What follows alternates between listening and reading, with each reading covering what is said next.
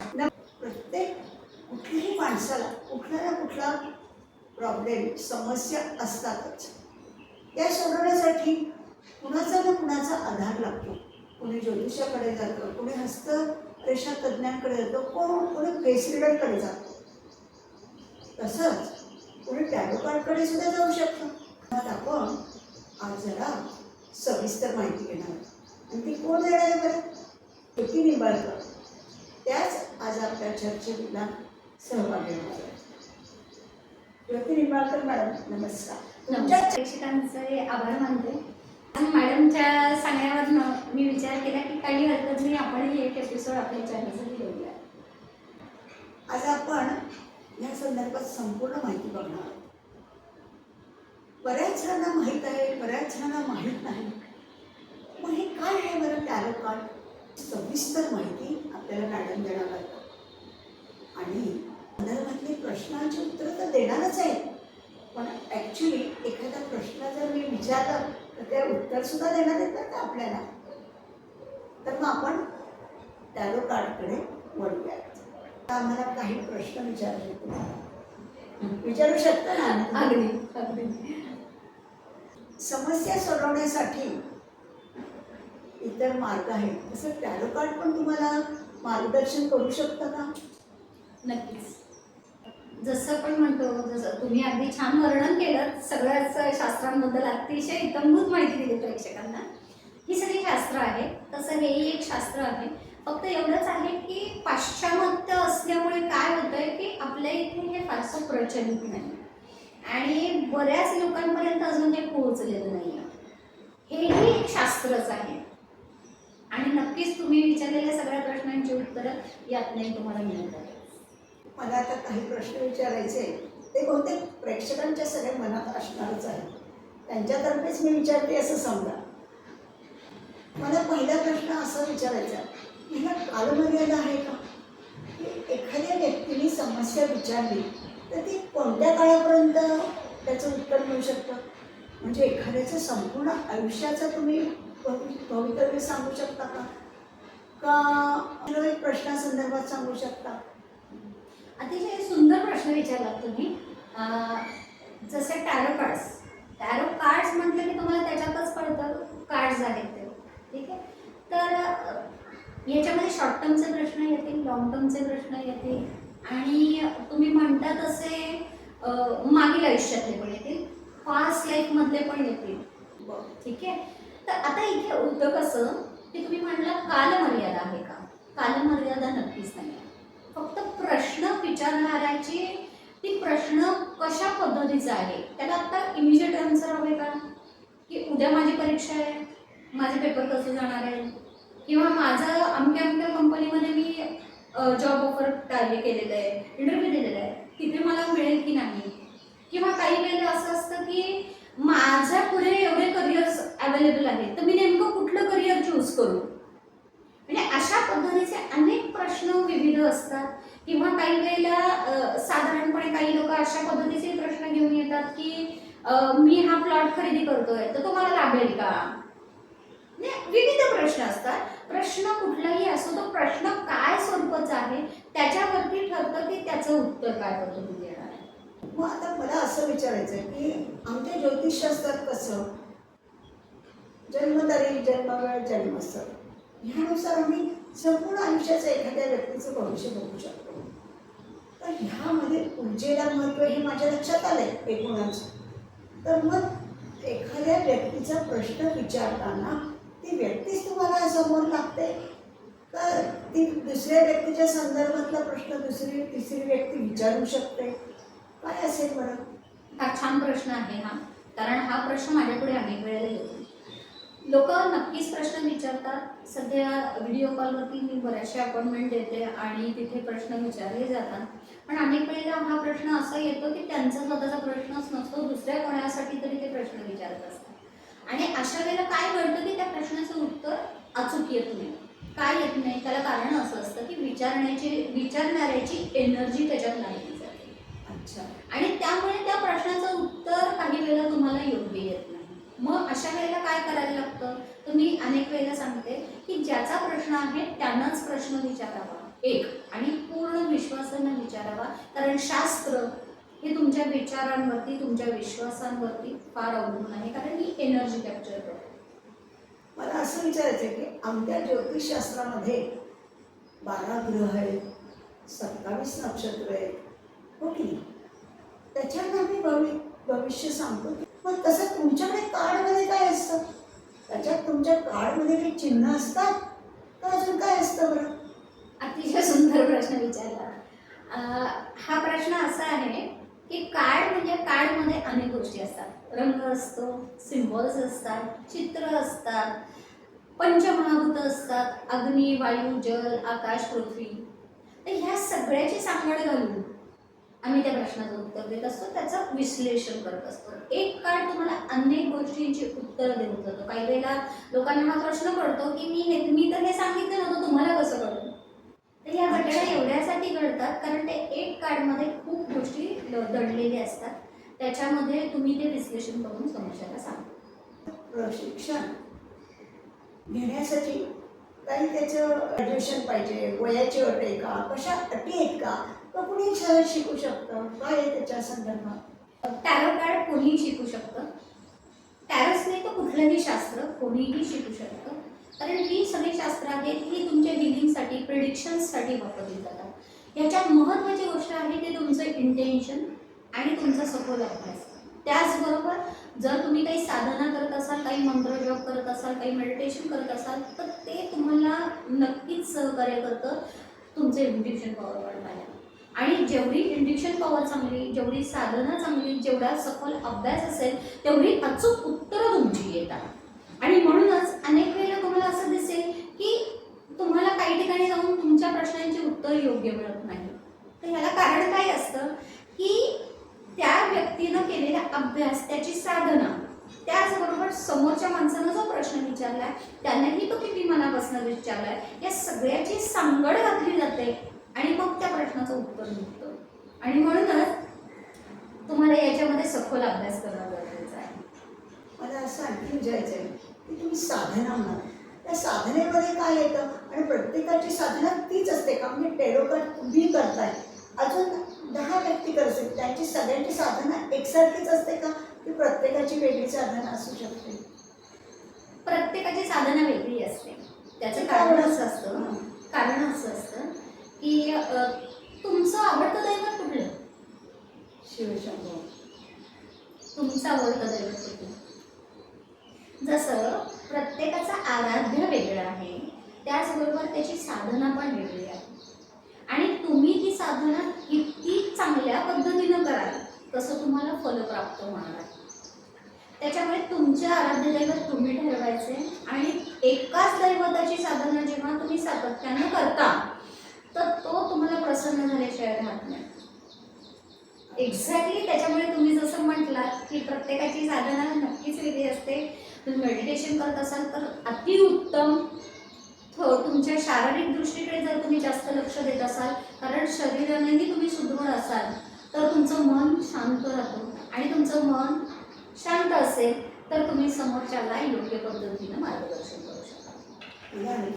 ह्यामध्ये काही लेवल्स असतात का? ज्या आमच्या रेकीमध्ये बघा लेवल असतात, फर्स्ट डिग्री, दुसरी डिग्री, तिसरी लेवल, चौथी लेवल, अशा लेवल असतात आणि त्यानुसार आम्ही अभ्यास करत असतो.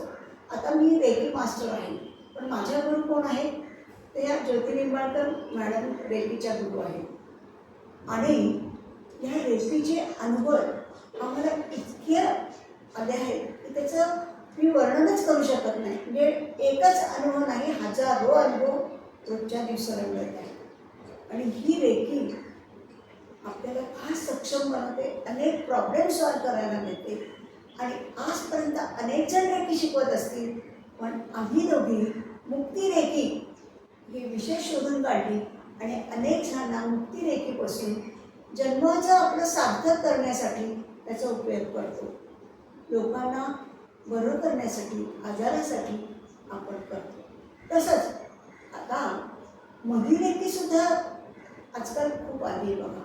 आणि तसंच मॅडम, मला असं वाटतं की तुम्ही पण 30 ऑगस्टला मधुरेकीचं काहीतरी क्लास घेताय ना? तर त्या मधुरेकीमध्ये तुम्ही पैशा संदर्भातच बोलणार आहात तर काय कसं काय आहे तुमचं?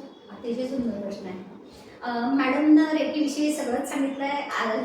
फार आवडत्या शिष्य आहेत त्या माझ्या, आणि म्हणूनच इथे मला नमूद करायला नक्कीच आवडेल की मनी रेकीमध्ये तुम्हाला अनेक गोष्टी बघायला मिळतील, शिकायला मिळतील. म्हणजे मानसिक संतुलन, आरोग्य संतुलन आणि पैशाचं संतुलन, या सगळ्याचा बॅलन्स जो आहे तो तुम्हाला या मनी रेकीत शिकायला मिळेल.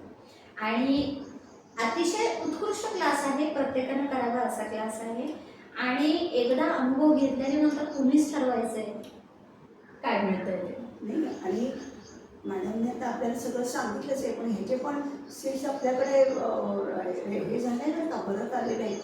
तेव्हा ज्यांना कोणाला इंटरेस्ट असेल त्यांनी खाली जे आम्ही नंबर देते त्याच्यावर तुम्ही अवश्य कॉन्टॅक्ट करा आणि आपलं नाव नोंदवा.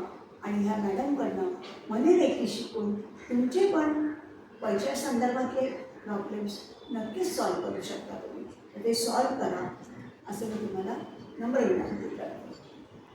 मॅडम, जसं आता तुम्ही नमूद केलं मनी रेकी, तर हे कसं आहे की हे सगळ्याचं संतुलन आहे. रेकी ही नेहमी तुम्हाला संतुलित ठेवते, ती स्वयंभू आहे आणि सर्वत्र आहे, ही युनिव्हर्सल एनर्जी आहे. याची कल्पना तुम्हाला आहेच, मी वेगळं काही सांगायला नको. प्रेक्षकांना कदाचित माहिती नसेल म्हणून मी हे सगळं आता बोलून दाखवलं. पण मनी रेकी म्हणजे काय की तुम्ही पैशाकडे तुमचा बघण्याचा दृष्टिकोन काय आहे, तुम्ही पैशाला कसं बघता. काही लोक म्हणतात माझ्याकडे पैसा येतो पण टिकत नाही. काही लोक म्हणतात मी किती कष्ट केले तरी मला पैसा मिळत नाही. काही लोक म्हणतात असे आले की असे संपतात. पण आजकाल पैशाचा प्रॉब्लेम आहेच. तर हे जे आहे तुम्ही जसं म्हणताय तसं, तर हे पैशाचे जे प्रश्न आहेत हे अनेक लोकांचे विविध आहेत, वेगवेगळे आहेत. तर ह्या प्रश्नांना अनुसरून आपण ही मनी रेकीची एक वेगळी असा क्लास घेतोय.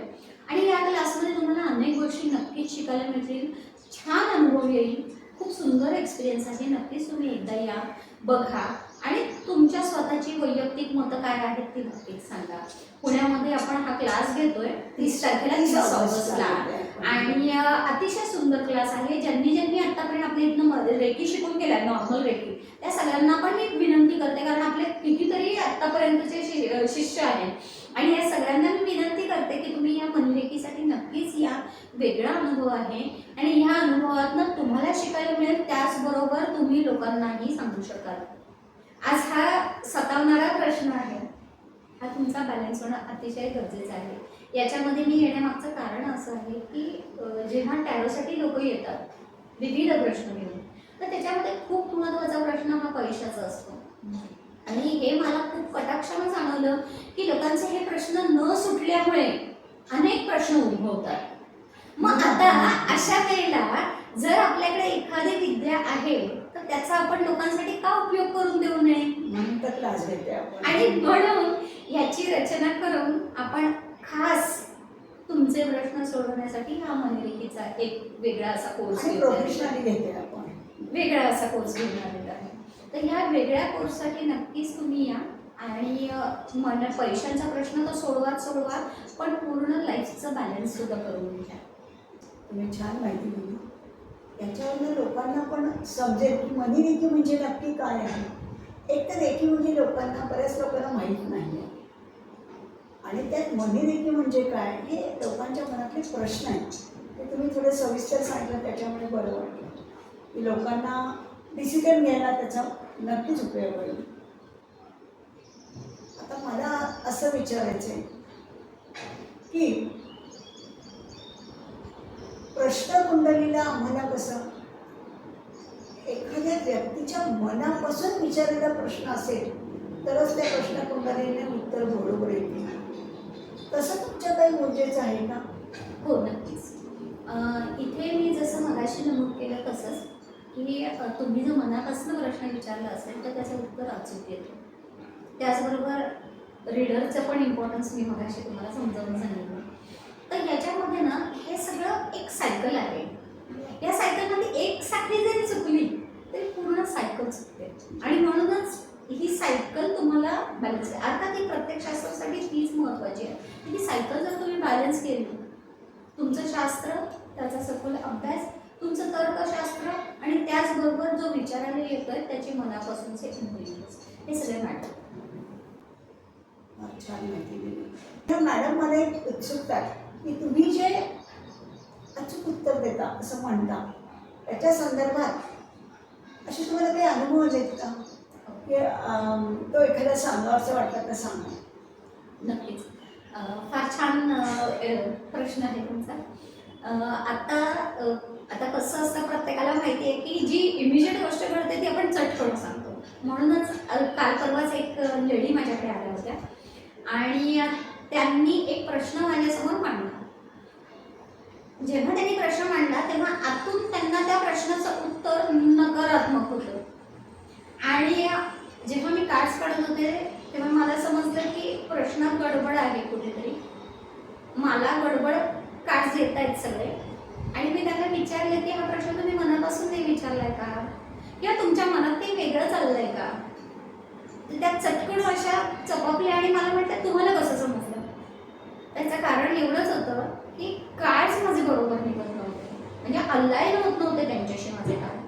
आणि म्हणूनच मी त्यांना हे सांगितलं. त्याच्यानंतर त्या म्हटल्या हो म्हणे की मला याचं असं उत्तर अपेक्षित होतं. कसं आहे, जसं मी तुम्हाला सांगितलं तसं की तुम्ही जर अलाईन नसाल काढला तर तुमची उत्तरं नाही बरोबर येईल.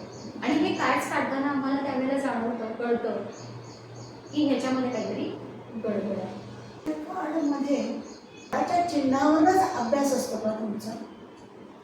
हे ठराविक चिन्ह आलं की हे उत्तर असं काही असतं. मग एका कार्डवरनं अनेक प्रश्नांची उत्तर देता येतात. काय एक्झॅक्टली काय आहे?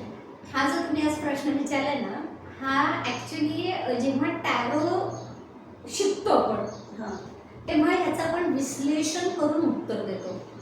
तर त्याचं मी एक विश्लेषण करून आज इथे उत्तर नक्कीच देईन. चिन्ह एकसारखं जरी असेल तरी त्याचा रंग बदलतो, त्याचं स्थळ बदलतं, त्याचा काळ बदलतो, तो कुठल्या एलिमेंट्सला अलाइन होऊन आलाय. Water element, earth element, sky element, जसे पंचतत्व आहेत की पंचमहाभूताला कुठल्या एलिमेंटला तो अलाइन होऊन आलाय, काय रंगाचा आलाय, कुठे आहे, त्याच्यावरती त्याचं उत्तर हे चेंज होतं त्या चिन्हाचं. त्याचबरोबर तुम्हाला जसं मगाशी मी विश्लेषण करून सांगितलं की रंग, चित्र हे सगळे त्याच्यात मॅटर करतात. तर हा प्रश्न नक्कीच सगळ्याच जे टॅरो कार्ड शिकतात त्यांच्यासाठी हा महत्त्वाचाच प्रश्न आहे. त्याच्याप्रमाणे त्याची उत्तरं बदलत जातात. आणखी मला विचारायचं आहे, आपल्या रेकीत जशा लेवल्स आहेत त्याच्या ह्याच्यात लेवल्स आहेत का काही? टॅरो कोणाकडनं शिकताय हे फार महत्त्वाचं आहे याच्यामध्ये. काही ठिकाणी तुम्हाला फक्त कार्ड्स शिकवले जातात, प्रिडिक्शन शिकवले जात नाही. त्याच्याबरोबर काही वेगवेगळ्या गोष्टी असतात, साधनं असते, स्पेल्स असतात. तर हे सगळं जे शिकवतात म्हणजे जिथनं तुम्ही शिकताय त्याच्यावरती डिपेंड असतं. बऱ्याच वेळेला मला प्रश्न असे येतात की शिकलेली लोक, टॅरो शिकून आलेली लोक सुद्धा पुन्हा टॅरो जेव्हा माझ्याकडे शिकायला येतात तेव्हा माझ्या असं लक्षात येतं की त्यांना फक्त कार्ड्स माहिती आहेत. बापरे. आणि कार्ड्स फक्त माहिती आहेत त्यांना, त्याचे सांगड कशी घालायची किंवा एलिमेंट्स कसे कनेक्ट करायचे किंवा रंगसंगतीचा कसा वापर करायचा आहे याची काहीच नॉलेज नसतं. किंवा काही लोकांना साधनेविषयी काही कल्पना नसते.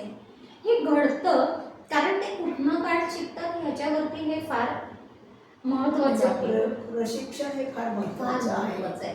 आणखीन एक असं विचारायचं, एखाद्या व्यक्तीने तुम्हाला एखादा प्रश्न विचारला, ओके, तुम्ही उत्तर दिलं त्या व्यक्तीला, पण तीच व्यक्ती दुसऱ्या टॅरो कार्ड वाल्याकडे गेली, रीडरकडे, तर त्यांचं उत्तर आणि तुमचं उत्तर सारखंच येईल का? नाही. मग त्यांचा कसं तुमच्यावर विश्वास असेल? अगदी फार छान प्रश्न आहे. तुम्हाला एक छोटीसं उदाहरण देते मी. बऱ्याच वेळेला तुम्हाला प्रेक्षक तुमच्यासाठी हा प्रश्न आहे खरं तर, की अनेक वेळेला असं होतं की आपण आजारी पडतो आणि एखाद्या डॉक्टरांकडे जातो आणि त्यांनी दिलेले मेडिसिन्स तुम्ही घरी आणता, खाता, फरक पडत नाही. दुसऱ्या डॉक्टरांकडे जाता, तोच आजार असतो, दुसरे मेडिसिन्स मिळतात, तुम्हाला फरक पडतो किंवा नाही पडत, तुम्ही तिसऱ्या डॉक्टरकडे जाता, ओपिनियन्स. का बरं असं घडतं? तेही डॉक्टर आहेत, हेही डॉक्टर आहेत, तरी मेडिसिन्समध्ये फरक का पडतो? एज्युकेशन ना. शिक्षणाचं एज्युकेशन आहे. त्याचबरोबर तुम्हाला जो आजार झालाय तो पकडमध्ये कुठल्या डॉक्टरांच्या येतोय हे पण इम्पॉर्टंट आहे. डायग्नोसिस तर ह्या सगळ्या ज्या गोष्टी आहेत, डायग्नोसिस प्रत्येकाचा वेगवेगळा आहे, प्रत्येकाचा अभ्यास वेगवेगळा आहे. मग आता ते सुद्धा डॉक्टरच आहेत, हे सुद्धा डॉक्टरच आहेत, तरी देखील तुमचे मेडिसिन्स बदलतात. तसं तर सगळ्या फील्डमध्ये तसं होतंच घडतं. त्याचबरोबर इथे सुद्धा तेच आहे, कारण शास्त्र आहे. म्हणून तुझं हे समजून घ्या की तुमची साधना, तुमचं त्याच्याशी असलेलं इंटेन्शन, तुमचा सखोल अभ्यास, तुमचं मेडिटेशन, तुमचं स्वतःचं शारीरिक संतुलन, या सगळं मॅटर करतं. त्याचबरोबर येणारा जो तुमच्याकडे माणूस आहे त्याचे इंटेन्शन्स, हे सगळे मॅटर करतात. हे जेव्हा अलाइन होतात तेव्हा उत्तर हे अचूकच येतं. त्यांना साधना जे सांगता ते साधना म्हणजे आता मेडिटेशनमध्ये सुद्धा आपण अनेक प्रकार बघतो, हो की नाही? तसं तुमच्या साधनेत पण वेगवेगळे प्रकार आहे का? मंत्र खास वेगळे मंत्र आहेत? नाही, वेगळे मंत्र म्हणण्यापेक्षा पर्टिक्युलरली काही गोष्टी अशा आहेत की तुम्हाला जे आराध्य आहेत तेच तुम्ही जपायचे. वेगळे मंत्र नाही आहेत त्याच्यात. अच्छा अच्छा अच्छा. म्हणजे काही ठिकाणी म्हटलं जातं की तुम्हाला एक वेगळे मंत्र दिले जातील, पण तसं कुठलीही गोष्ट वेगळी नसते. त्याचं कारण असं आहे, हे पूर्ण अध्यात्माला आणि एनर्जीला कनेक्टेड आहे. एखाद्या माणसानं समजा तुम्ही देवीचाच मंत्र जपत असाल, मी देवीचाच मंत्र जपते, पण तुमची एनर्जी लेवल आणि माझी एनर्जी लेवल वेगळी असेल. प्रत्येकाची वेगळी असू शकते. आता का बरं असं घडतं? आध्यात्मिक पॉवर तुम्ही सुद्धा तोच मंत्र जपताय, मी सुद्धा तोच मंत्र पॉवर जपते. प्रत्येकाची वेगळी. एक्झॅक्टली. त्यामुळे असं म्हणणं चुकीचं आहे की हे पर्टिक्युलर मंत्र केल्यावरच ही गोष्ट घडेल, असं नाही. हां, परंतु काही गोष्टी आहेत त्याच्यामध्ये की तो मंत्र कसा म्हणावा हे मात्र शिकवलं जातं. अच्छा. त्याच्यामध्ये काहीतरी मागे पुढे असतात काही मंत्र, ते आपण इथे डिस्क्लोज नाही करू शकत पब्लिकली. बरं, आणखीन मला असं ऐकिवात आहे की तुम्ही यंत्र पण बनवता, तर ते म्हणजे काय काय यंत्र, म्हणजे कशी काय यंत्र, कशाची यंत्र? केशरी यंत्र, गणेश यंत्र, असं काही वेगळं आहे का आणि काही वेगळं आहे तुमचं? हे जे आहे आपण सगळ्याच पद्धतीची यंत्र तयार करतो इथे. ही भोजपत्रावरती यंत्र तयार केली जातात आणि साधना करूनच ही यंत्र तयार केली जातात आणि म्हणूनच त्याचा इफेक्ट आपल्याला चांगला मिळतो. यंत्रामध्ये सगळ्या ग्रहांची यंत्र असतात आणि जशी तुम्ही आत्ताच नमूद केली की गणेश यंत्र, श्री यंत्र, तर तशा पद्धतीची ही यंत्र असतात आणि ही सगळी यंत्र तयार करून व्यवस्थित साधनेतून केल्यामुळे आपल्याला त्याचा इफेक्ट एक छान मिळतो. तर कोणालाही असं म्हणजे कधीतरी सांगितलं जातं कोणाकडनं तरी की तुम्ही हे यंत्र वापरा, तर मग त्या अशा वेळेला लोक कॉल करतात की अहो मला आमच्या तुमच्यांनी हे सजेस्ट केलं आहे हे यंत्र, तर तुम्ही यंत्र तयार करताना तर मला मिळेल का? तर मग मला त्यांना सांगावं लागतं की हा मिळेल तुम्हाला, पण त्याच्यासाठी ही साधना करावी लागेल एवढ्या दिवसांची आणि त्याच्यानंतर मग तुम्हाला ते यंत्र मिळेल. त्याचा काही कालावधी असतो, त्या कालावधीमध्येच ते यंत्र तयार केलं जातं. सातत्यानं यंत्र तयार केलं जात नाही, तर त्या काळाची वाट बघावी लागते, त्या दिवसाची वाट बघावी लागते आणि मग त्या दिवशी ते यंत्र तयार केलं जातं. आता तुम्ही मगाशी मला भोजपत्रावर आपण यंत्र तयार करतो, मग ते यंत्र कशाने बनवतात? म्हणजे अष्टगंध कुठल्या ठराविक काही आहे का त्याला? हो, तुम्ही जसं म्हटलात तसं नक्कीच सगळ्या प्रेक्षकांनाही माहिती आहे की वेगवेगळ्या प्रकारची द्रव्य असतात त्याच्यामध्ये आणि ह्या सगळ्याचं मिश्रण करून ते सिद्ध करून आपण त्याच्यासाठी मग तुम्ही सिद्ध करता म्हणजे काय करता? मंत्र साधना, साधना, मंत्र साधना. अच्छा. कुठलीही गोष्ट आज तुम्ही समजा घरात होम हवन करत असाल तर होम हवन, पूजा, अर्चा हे काय करता तुम्ही? विशिष्ट पद्धतीचे मंत्र जाप होतात, विशिष्ट पद्धती सामुग्री त्याच्यामध्ये आहुती दिली जाते आणि यातनं तो यज्ञ सिद्ध होतो. सिद्ध होतं म्हणजे काय होतं? तर त्याचं फळ तुम्हाला प्राप्त होतं. तसं प्रत्येक गोष्ट एखादं यंत्र सिद्ध करायचं आहे, त्याच्यासाठी लागणारी सामुग्री जर तुम्ही सिद्ध करून घेतली तर त्या यंत्राचा इफेक्ट चांगला येतो. साधना करून केली तर त्याचा इफेक्ट चांगला येतो. कसं आहे, आपण क्रिस्टल पण देतो. तेच म्हटलं तुम्ही क्रिस्टल तुम्ही क्रिस्टलचा पण अभ्यास केलाय का? हो हो, आपण क्रिस्टल हिलिंग पण करतो. क्रिस्टल हिलिंगचा एक वेगळा कोर्स आपल्याकडे आहे अच्छा. आणि त्याच्यामध्ये आपण क्रिस्टल हिलिंग सगळ्यांना देतो. बरं. त्याचबरोबर तुम्ही प्रत्येक गोष्ट करताना जर क्रिस्टलचं जर साह्य घेतलं, रेकी करताना, टॅरो करताना किंवा कॅन्डल स्पेल करताना, ह्या सगळ्या गोष्टी करताना जर तुम्ही त्या क्रिस्टलचं जर साह्य घेतलं तर नक्कीच तुम्हाला त्याचा उपयोग होतो. पण मॅडम मला असं विचारायचं की तुम्ही काय काय शिकलात ते तरी आम्हाला कळू देते. क्रिस्टल येत आहे, रेकी तर आहेच आणि टेरो टॅरो आहे, कॅन्डल स्पेल आहे, न्यूमरोलॉजी आहे. हां, तर पास्ट लाईफ रिग्रेशन पण आपण करतो. पास्ट लाईफ तर अशा पद्धतीनं कसं आहे, हे फील्ड असं आहे की तुम्ही एक शिकता तेव्हा तुम्हाला जाणवतं की अरे मला हे पण करायला हवं. आणि जेव्हा तुम्ही सगळं नॉलेज घेता तर त्याची सांगड घेऊन तुम्ही समोरच्याला उत्तर देऊ शकता. जेव्हा तुम्ही एकाच शास्त्राचा अभ्यास करता तेव्हा तुमचं नॉलेज हे मर्यादित असतं. म्हणजे इतर याचा सुद्धा तुम्हाला उपयोग करतो असं. हां, तर जेव्हा तुम्ही एखाद्याला जेव्हा देता, जर तुमच्याकडे सगळ्याचा अभ्यास असेल तर तुम्ही त्याला उत्तरही तशा पद्धतीचं देऊ शकता, कारण तुमच्याकडे ते नॉलेज सगळ्याचा अभ्यास येतो आणि त्याच्यामुळे तुम्हाला वेगळं त्याच्यासाठी जावं लागत नाही. यंत्रही आपणच देतो, क्रिस्टलही आपणच देतो. पण मला आणखी एक प्रश्न पडलाय, पण पास्ट रिग्रेशन म्हणत, पास्ट रिग्रेशन म्हणून काय कळू शकतं बरं आपल्याला? म्हणजे मला हे कळलं की पास्ट रिग्रेशन म्हणजे मागच्या जन्मातलं काहीतरी तुम्ही सांगणार, पण मग त्याच्यातनं आत्ताच्या याला काय उपयोग होणार असं मला विचारायचं. अतिशय छान प्रश्न आहे. काय होतं अनेक वेळेला की लोक विविध ठिकाणी जातात, अनेक ठिकाणी जातात पण त्यांचे प्रश्न सुटत नाही. काही आजार असतात, पीडित आजार, बरोबर. बऱ्याच ठिकाणी जातात, डायग्नोज करतात, सगळं होतं, मेडिसिन्स होतात, पण त्याचं उत्तर मिळत नाही. एखाद्या गोष्टीची भीती असते, काही केलं की जात नाही, विनाकारण भीती असते, ती घटना घडतही नसते अवतीभोवती, तरी देखील भीती असते. म्हणजे असे काही प्रश्न आहेत ज्याची उत्तरं आपल्याला कुठल्याच माध्यमातून मिळत नाही. अशा वेळेला आपण पास्ट लाईफ रिग्रेशन. अच्छा, म्हणजे त्या पास्ट रिग्रेशनला करता म्हणजे तुम्ही काय करता एक्झॅक्टली? पास्ट लाईफ रिग्रेशनमध्ये ॲक्च्युली एक हिप्नोथेरपी आहे आणि त्याचबरोबर जसं मी आता तुम्हाला सांगितलं तशी या सगळ्याची सांगड आहे. जो काही अभ्यास माझा आत्तापर्यंत झाला आहे, क्रिस्टल्स आहेत, रेकी आहे, सगळ्याचा उपयोग करतो. हां, या सगळ्यांचा आपण तिथे वापर करतो आणि अशा पद्धतीनं आपण त्या पास्ट लाईफ रिग्रेशनमध्ये त्या व्यक्तीला आपण त्या लेवलला नेतो, अल्फा, बीटा, थीटा. आणि हे हिप्नोथेरपी आहे. अच्छा.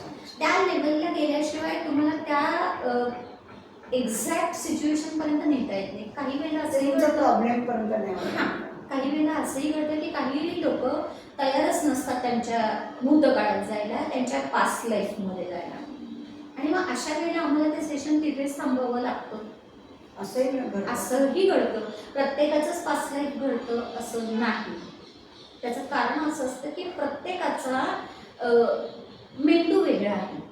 तुम्ही माझ्यावर विश्वास ठेवाल, दुसरं कोणी माझ्यावर विश्वास ठेवणार नाही. तर जर तुम्ही विश्वासच नसेल तर त्या थेरपीमध्ये तुम्ही प्रोग्रेस करू शकत नाही, मागे जाऊ शकत नाही. अशा वेळेला काही वेळेला घडतं की लोक पास्ट लाईफमध्ये जाऊ शकत नाही. घडतात या गोष्टी, या नॅचरल गोष्टी आहेत. पास्ट लाईफ रिग्रेशनमधून अनेक प्रश्नांची उत्तरं तुम्हाला मिळून जातात. मग त्याच्यात व्यवहारात उपयोग होतात. नक्कीच नक्कीच तुम्हाला फ्युचर सुद्धा बघता येतं. तर तुमची मनापासून इच्छा पाहिजे आणि विश्वास पाहिजे. विश्वासावरती आणि इच्छेवरती हे सगळे प्रश्न सुटतात. बऱ्यापैकी माहिती दिली आणि सगळ्या प्रेक्षकांना बऱ्यापैकी आयडिया आली की टॅरो कार्ड म्हणजे काय हे साधारण लक्षात आलं. सगळे छान प्रश्न विचारले मला. पहिलं तर त्याच्यासाठी मी तुमचं मनपूर्वक आभारी आहे. आणि टॅरो कार्डवरचा माझा विश्वास जरा जास्त वाढलेला आहे, तेव्हा मला असं वाटतं काही शिकायला हरकत नाही आपण सुद्धा. नक्कीच शिका. जयती मॅडम, खूप खूप नमस्कार. नमस्कार.